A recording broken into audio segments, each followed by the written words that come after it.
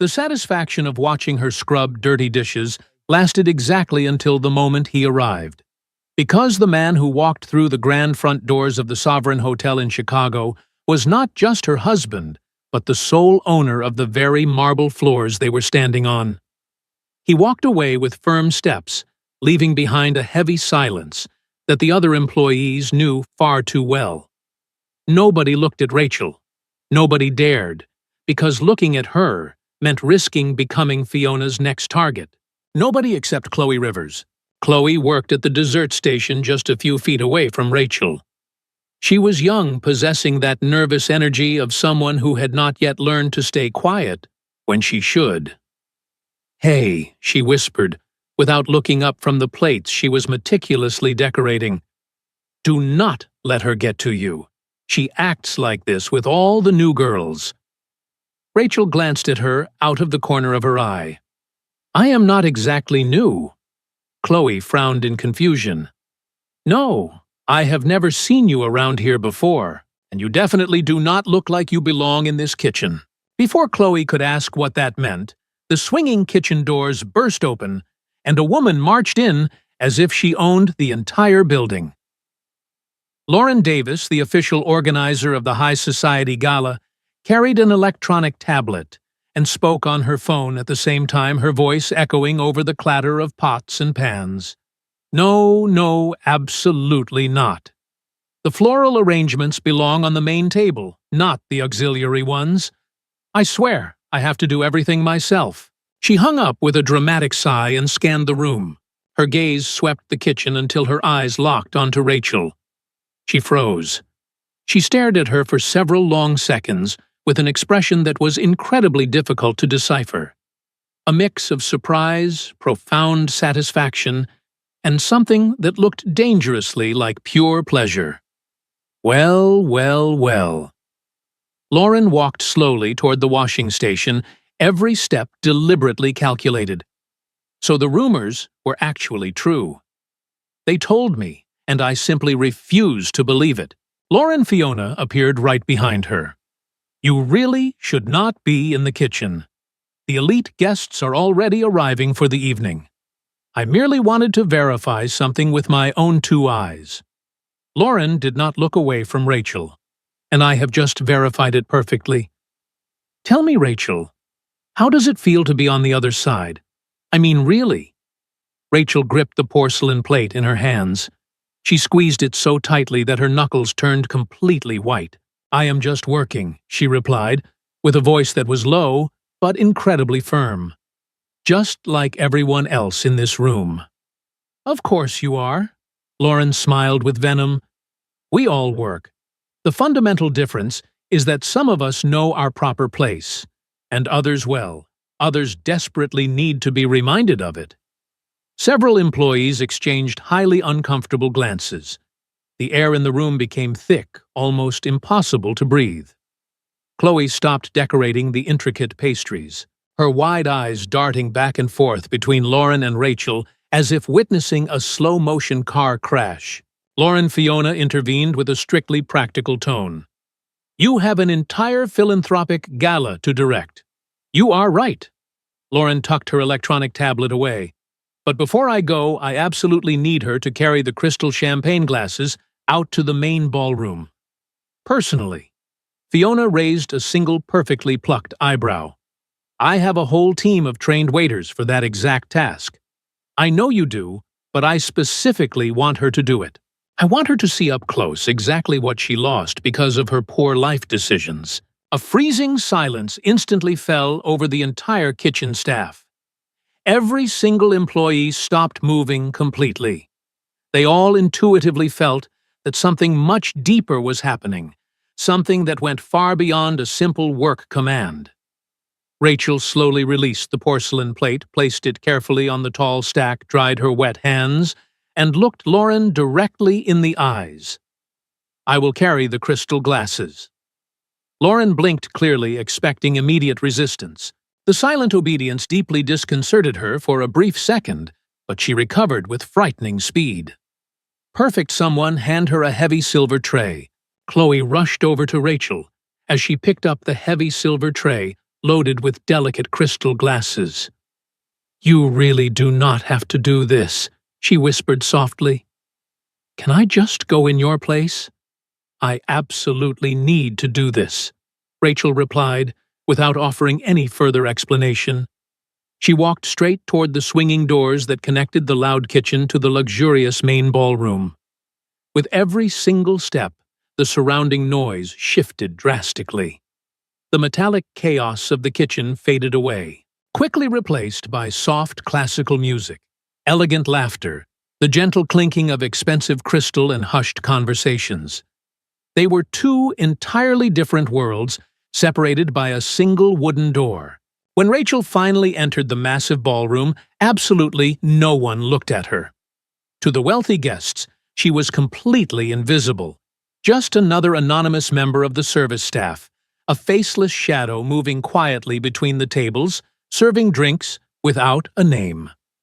She placed the delicate glasses on the first table. Hands adorned with heavy diamond rings took them without a single word of thanks, without even registering her human presence. She moved on to the second table, experiencing the exact same treatment. The third table was identical, and then she finally reached the main head table.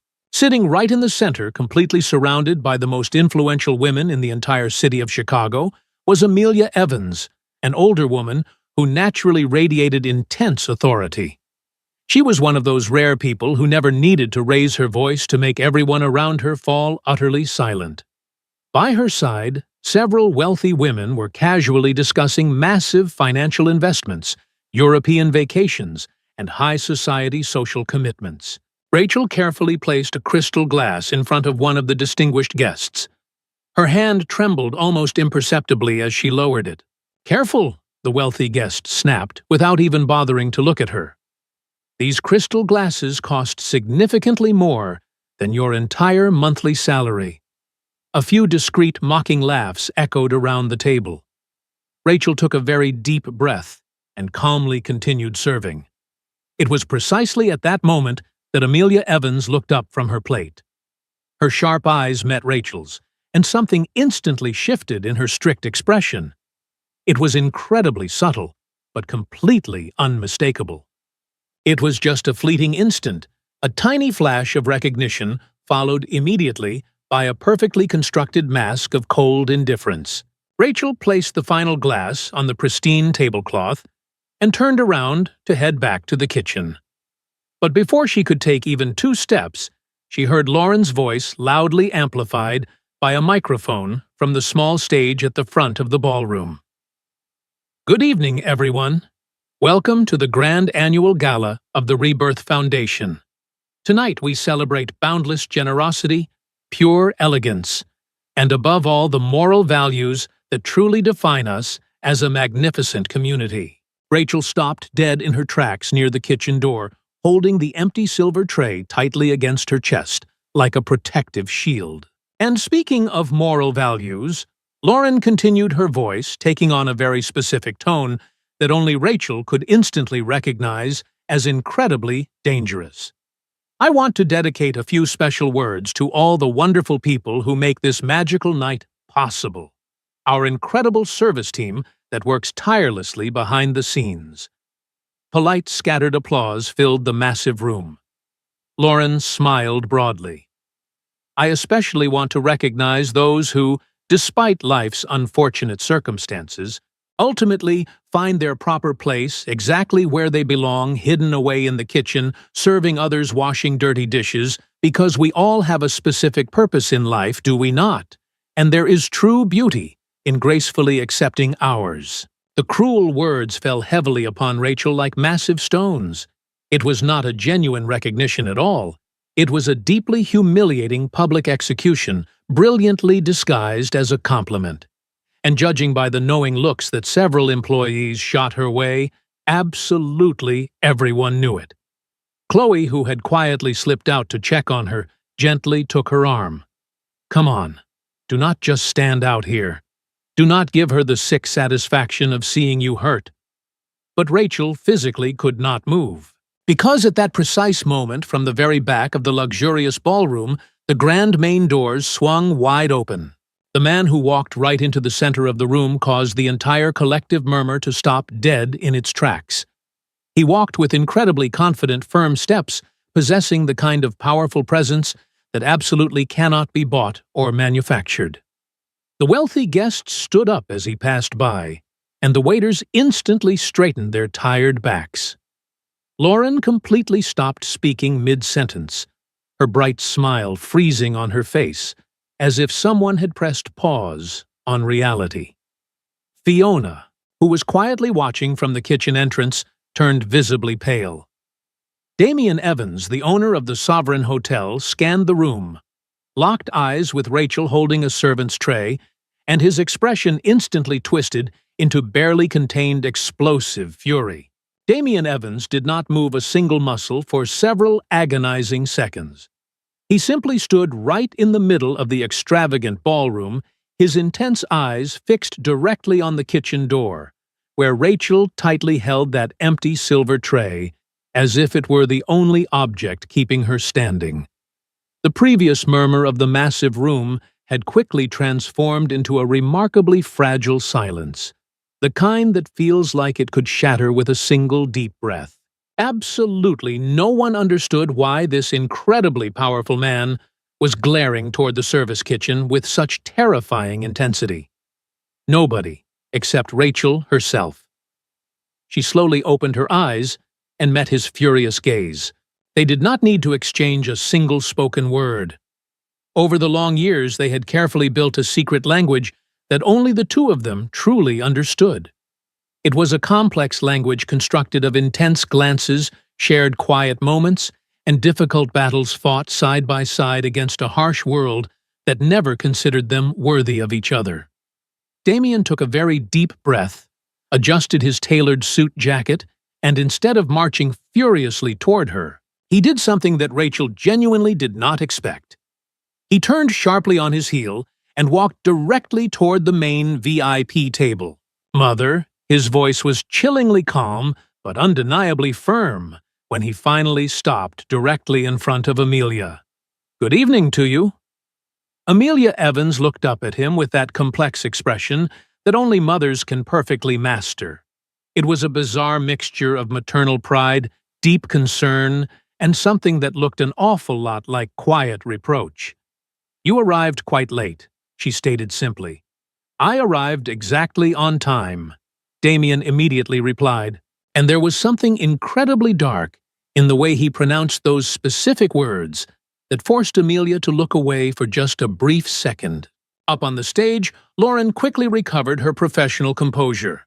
Her bright smile aggressively returned with the sheer efficiency of someone highly trained to carefully manage any awkward social situation.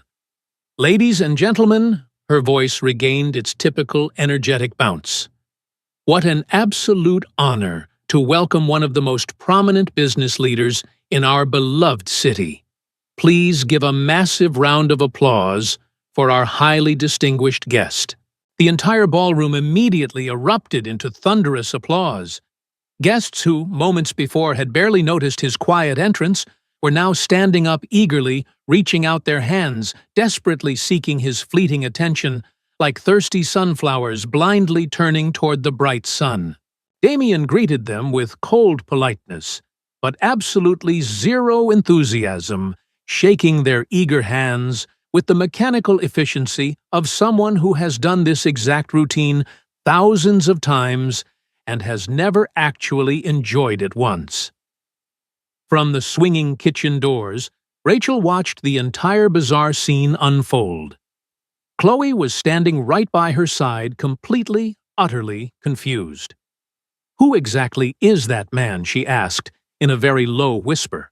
"Everyone out there is acting like the actual president just walked into the room." Rachel did not answer her question. She simply lowered her gaze, gripped the silver tray tighter, and retreated back into the hot kitchen without saying a single word.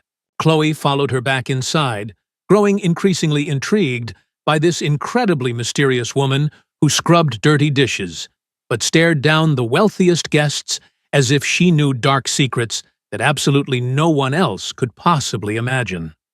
Inside the bustling kitchen, Fiona was aggressively talking on her cell phone. In a dark corner, her harsh voice reduced to a very tense, panicked whisper.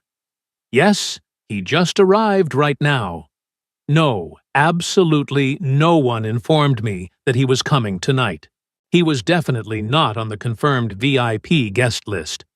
There was a long, heavy pause. What do you mean he just bought the entire hotel? When did this happen? Why was I kept completely in the dark? Fiona slowly hung up the phone and stood completely motionless, desperately trying to process the shocking information that had clearly shaken her to her very core. Her sharp face cycled rapidly through several distinct phases: sheer disbelief, cold calculation, and finally, absolute terror.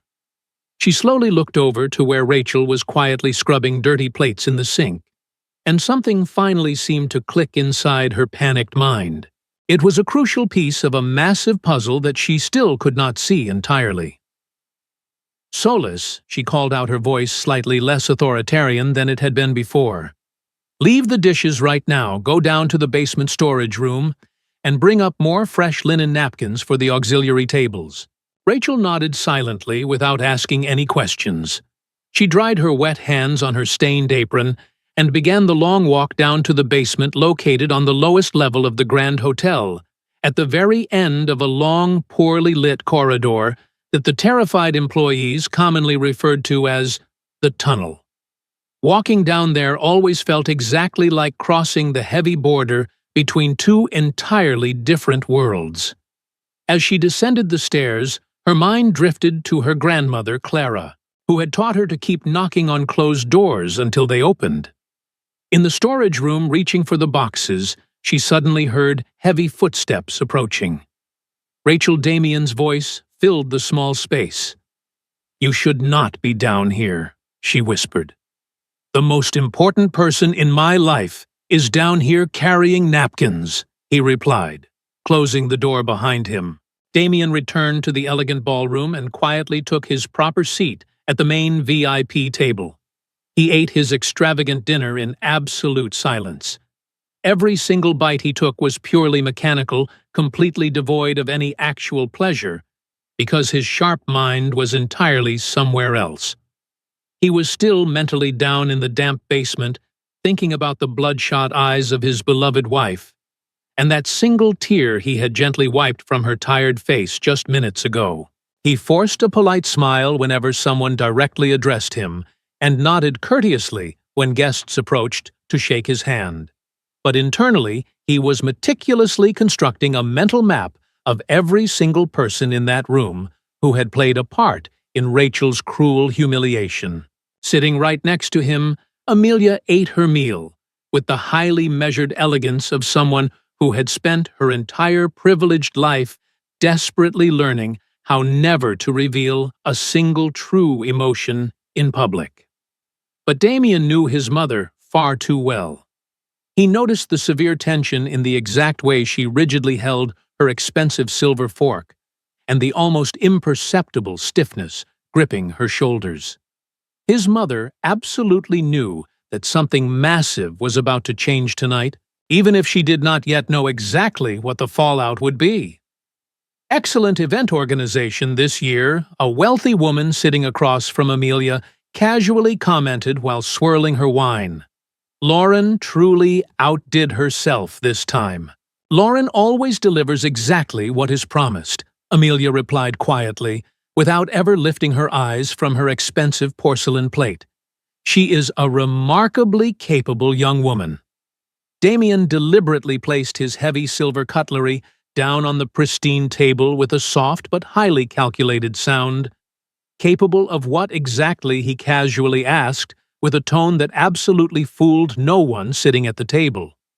Amelia quickly glanced at him out of the corner of her eye. "Of organizing magnificent charitable events, of course. What else could she possibly be capable of?" "I was merely asking a simple question," Damien smoothly replied, as he picked up his crystal water glass. "Sometimes people are truly capable of terrible things that we cannot even begin to imagine."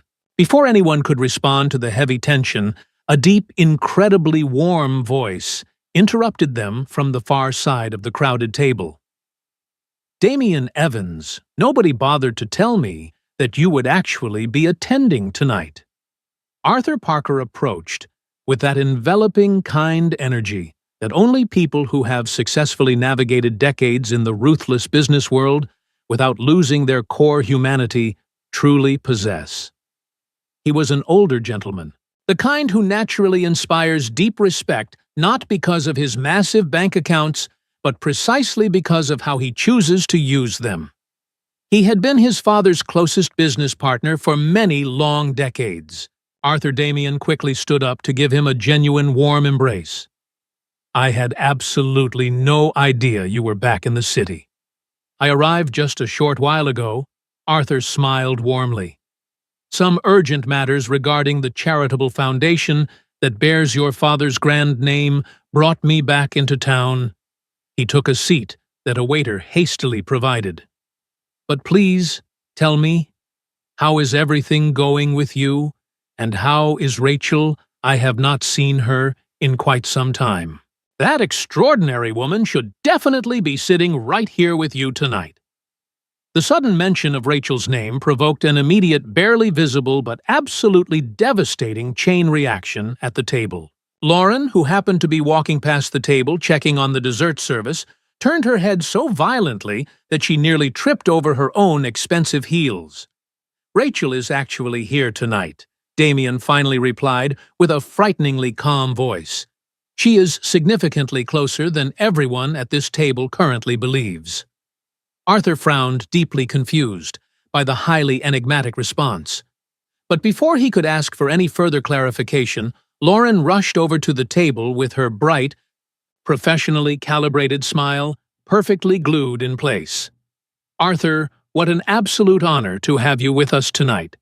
May I quickly offer you something highly special from the chef's secret dessert menu?" "I am perfectly fine. Thank you, my dear Arthur." Looked at her with genuine kindness, but absolutely no particular interest. "I was just having a lovely conversation with Damian about his wonderful wife. Do you happen to know her?" Lauren fiercely maintained her bright smile, but something genuinely terrified trembled deep within her eyes. "Rachel. Yes, of course, I have known her for quite some time. Actually, for a very long time," Damian repeated slowly, leaning heavily forward over the table. "I had absolutely no idea that the two of you knew each other before all of this. Please tell us, Lauren, exactly where do you know her from?" The silence that instantly followed was purely electric. "We happened to cross paths many years ago."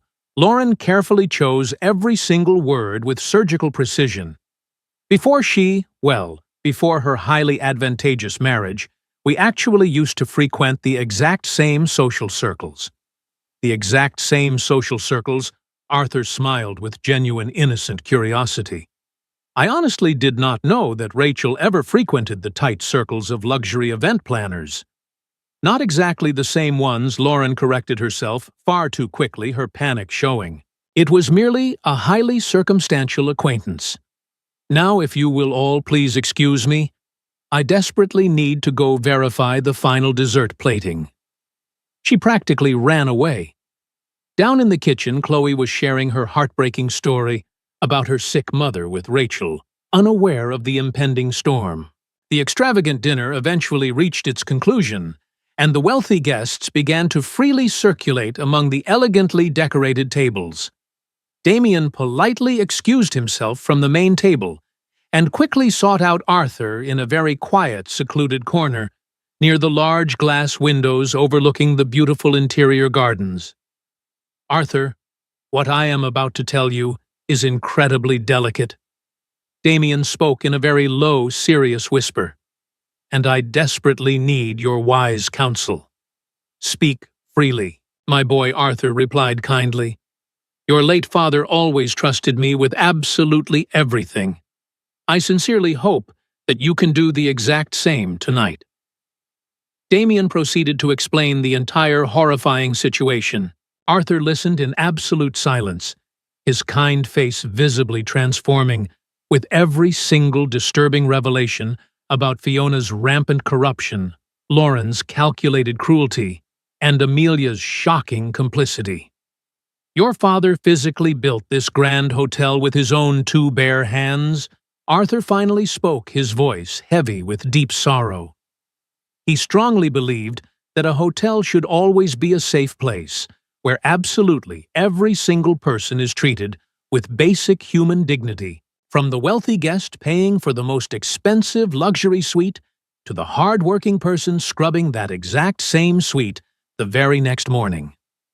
What your mother did tonight would have completely destroyed his heart. There is something else you need to know, Arthur continued, lowering his voice even further. Lauren does not hate Rachel by mere coincidence. Many years ago, before you and Rachel were ever married, Lauren used to work right here at the front reception desk. She desperately tried to pursue you romantically on several different occasions.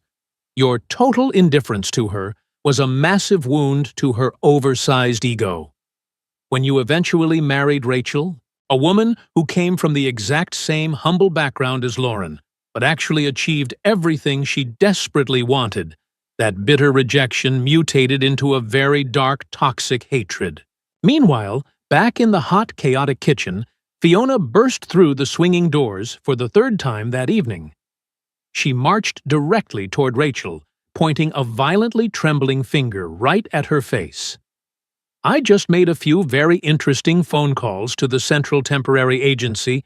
Fiona hissed, her face pale with pure panic. Your employment forms are completely blank. No previous job references, no verifiable home address, absolutely no hospitality history. Who exactly sent you here to spy on me? Rachel stared right back at her with terrifying calm. Are you genuinely worried about who sent me? Or are you terrified of what I have witnessed? Back in the ballroom, the highly anticipated charity auction officially began. Lauren enthusiastically presented the grand final item of the evening. It was a beautiful painting depicting a tired woman washing heavy clothes in a cold river. This stunning piece is appropriately titled "Hands That Hold the World," Lauren explained with a highly theatrical voice. It perfectly represents the pure beauty of humble manual labor and the undeniable dignity found in everyday struggles. Damien tightened his jaw so hard it physically hurt. The blatant hypocrisy was so incredibly brutal, it felt entirely intentional. Lauren was literally auctioning a painting, praising humble work, while simultaneously punishing Rachel with it. Bidding rapidly began, with massive numbers flying carelessly across the room. Suddenly, Damien stood straight up. I bid double the current highest offer, his booming voice echoed. He slowly walked right up to the stage, took the painting, and faced the stunned crowd. I want to dedicate this specific purchase to someone truly special tonight.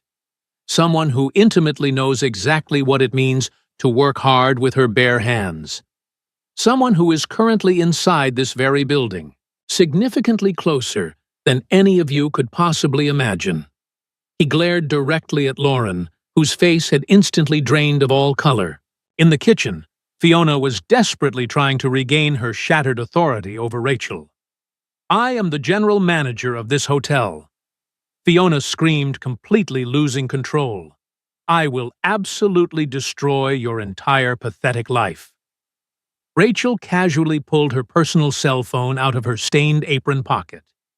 Actually, Fiona, every single illegal threat you have made tonight and every single corrupt deal you orchestrated with the wine vendors has been perfectly recorded. Not by me, but by the very security camera system that you personally demanded we install to spy on the kitchen staff. You clearly forgot it also records clear audio. Fiona's mouth dropped wide open in absolute unadulterated terror. But before she could even attempt to form a coherent excuse, her cell phone vibrated violently. It was a frantic text message from her friend at the corporate registry office. It simply read, "Rachel Solis is Rachel Solis Evans. She is the billionaire co-owner of the Sovereign Hotel."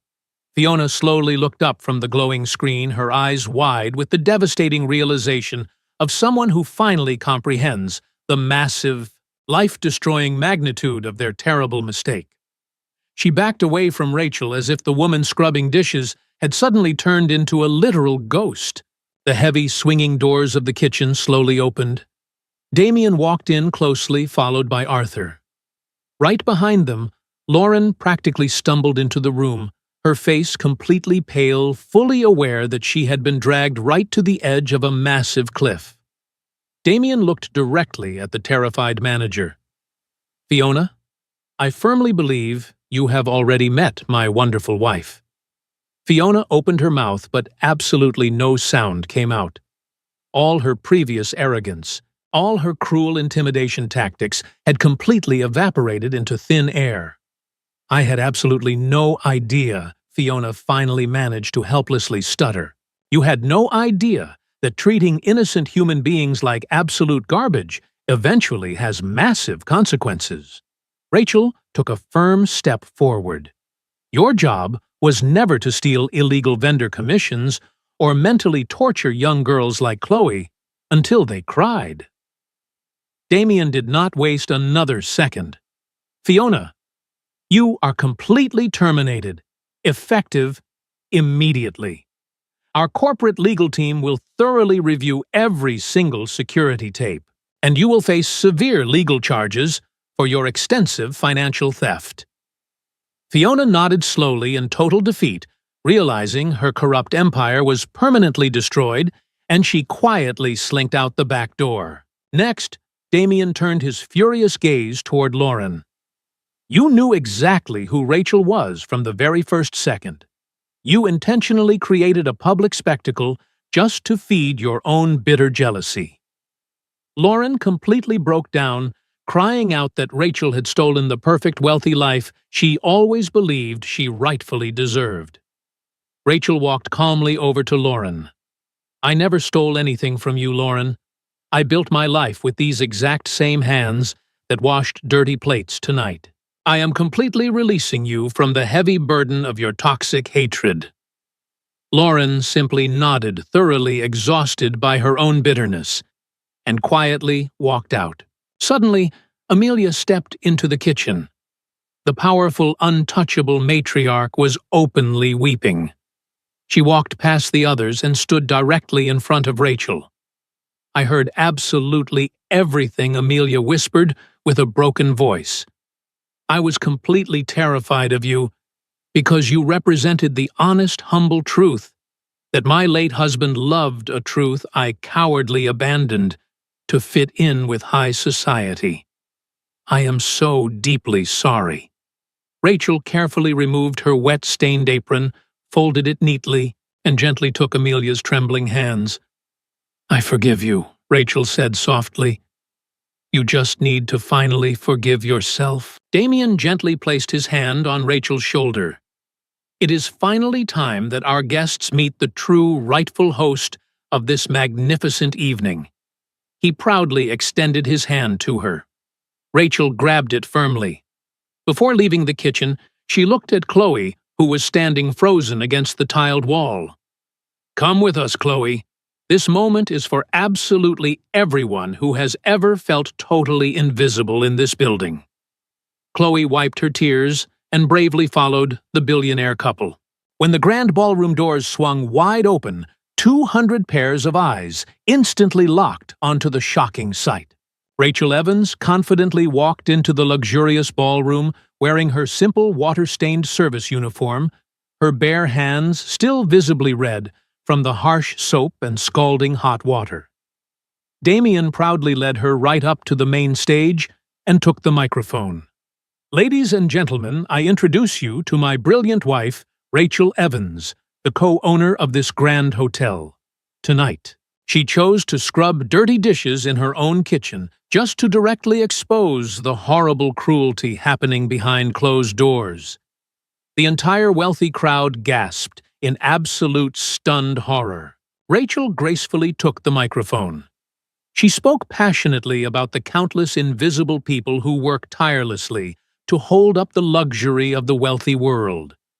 "Because of the incredible kindness shown to me tonight by a young kitchen worker named Chloe, we are officially launching the Supporting Hands educational program. Chloe, your mother's massive hospital debts are completely paid off, and your new management career begins tomorrow morning. The entire ballroom, led enthusiastically by Arthur Parker, erupted into a massive, deafening standing ovation. Waiters and cooks openly wept with joy, realizing their lives were forever changed. Months later, the Grand Sovereign Hotel was completely transformed. The atmosphere was incredibly warm, built on genuine respect, rather than toxic fear. Chloe became a top manager, Amelia volunteered daily, and the staff finally felt valued. True dignity is never defined by the expensive clothes we wear or the massive bank accounts we hold, but by how we choose to treat those who serve us. Life constantly presents us with choices between cruelty and deep empathy. Forgiveness holds far more power than bitter revenge, and hard work is the most beautiful armor a person can wear. In the end, we must always remember that the quiet, humble hands that clean, cook, and serve are the very same hands that keep this entire world from completely falling apart.